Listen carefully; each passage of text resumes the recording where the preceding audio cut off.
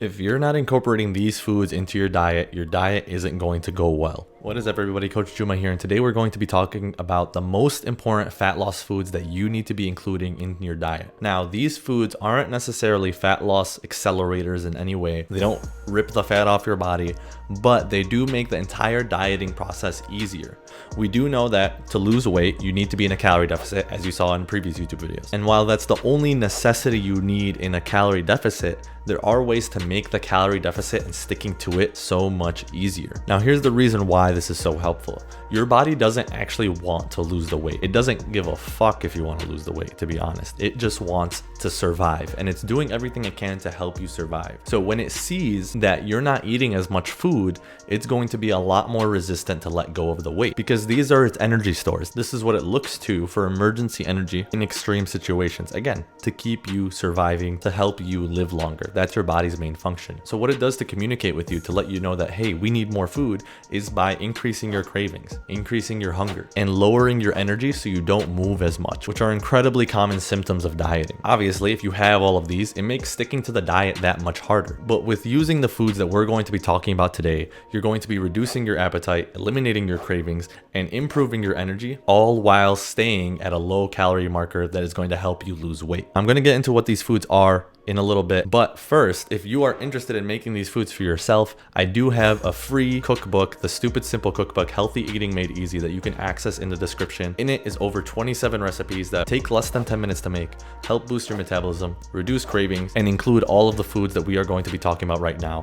It is free, so make sure to click the link in the description and claim your copy now. So getting back to the foods that help make the dieting process easier, these aren't foods, once again, that are going to melt fat off of your body, but they are going to be foods that help keep you satiated by manipulating food volume and nutrient density. Now, food volume is the biggest trick here. The classic approach to reducing calories is by shrinking the amount of food that you're having. So instead of having a full plate of food, you have half a plate of food. And because you usually eat a full plate of food, you never feel quite as full eating that half plate of food. But there are ways to get more food volume in without adding excessive calories. Let's say we have 100 calories of almonds. This is what that looks like. It's barely a palm size, barely a mouthful. It's not going to fill you up too much.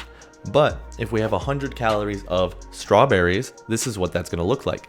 Much more food for the same amount of calories. And that's the trick to food volume here. You want to use these foods that are low calorie but high volume so that it takes up more space in your stomach and you feel fuller for longer. Now, having high food volume foods is one thing, but the other thing is having certain nutrients in your diet that are going to help manage satiety, reduce your appetite, and eliminate your cravings. The two most important nutrients to have while dieting are going to be protein and fiber. Both of these foods are very filling and can help you stay satiated and eliminate the signals coming from your stomach telling you you're hungry for hours at a time. Having these foods and prioritizing them in your diet when you're working on losing weight can help you maintain muscle tissue so that you're not losing muscle, you're only losing fat when you're losing weight. Boost your metabolism through digestion. Protein and fiber will burn more calories being digested than any other nutrient. By replacing 500 calories of carbs and fats with 500 calories of protein and fiber, you're increasing your metabolism without even trying. You're just changing the foods that you're eating. And of course, both of these foods have important health benefits as well,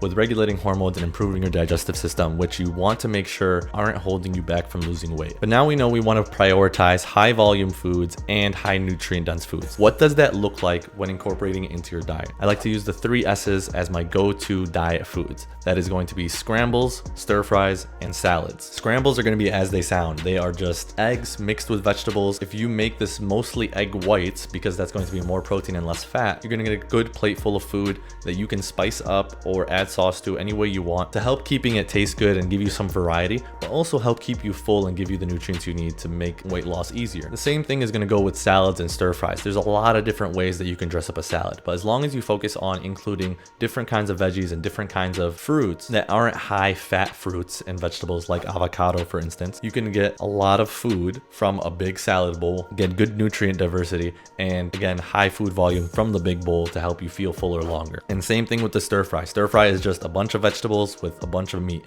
It's the best thing for a diet and it always tastes good. So making sure to incorporate these throughout your week, throughout your day can be really helpful to make you not feel like you're dieting and still have good food along the way. And these are just my 3 go-tos when it comes to dieting to help keep it as simple as possible. But these aren't the only foods that are going to be high volume and have a high nutrient density. You can get over 25 other recipes in the Stupid Simple Cookbook that again are going to take less than 10 minutes to make. You don't need any cooking experience, and this is going to help make your diet as simple as possible. So if you haven't already clicked on the link in the description, make sure to click it now so you can get your free copy of the book. And until next time, stay stupid.